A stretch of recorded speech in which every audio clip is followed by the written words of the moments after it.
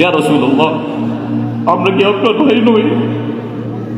তিনি বললেন, তোমরা আমার সাহাবী, আমার ভাই তো তারা যারা তোমাদের পরবর্তীতে আসবে, না দেখেও আমার প্রতি ঈমান আনবে।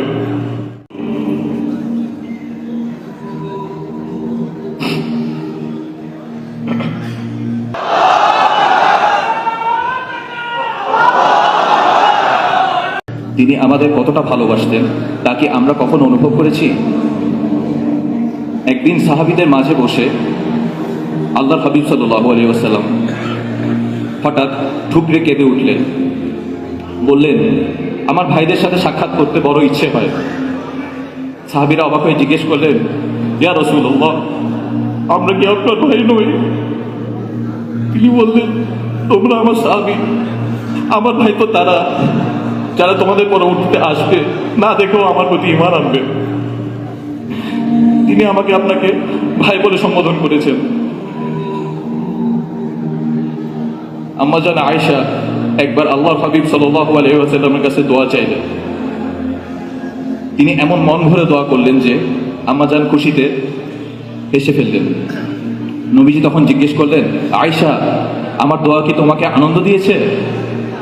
আম্মা জান বললেন, অবশ্যই। তখন তিনি বললেন, আল্লাহর কসম, আমি প্রতি সালাতে আমার উম্মতের জন্য ঠিক এই দোয়াটি করি।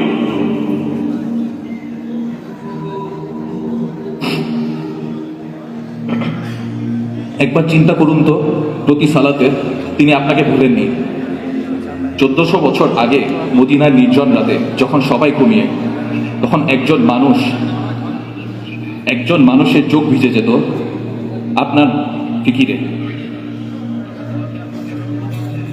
আর আজ আমরা সেই উম্মত কোথায় দাঁড়িয়ে আছি? বিদায় বেলায় এক অমায়িক দৃশ্য মন জড়িয়েছিল আল্লাহর হাবিবের। হযরত আবু বকর রাদিয়াল্লাহু তাআলা আনহু এর ইমামতিতে সাহাবীরা সালাত আদায় করছেন, প্রচণ্ড জ্বরের ব্যথাতেও। পর্দার আড়াল থেকে এই দৃশ্য দেখে তিনি মুচকি হাসলেন। প্রশান্তিতে বুক ভরে উঠল তার। আমার উম্মত একতা বদ্ধ, আমার উম্মত আল্লাহর পানের রূপসৃষ্টায় অবনত।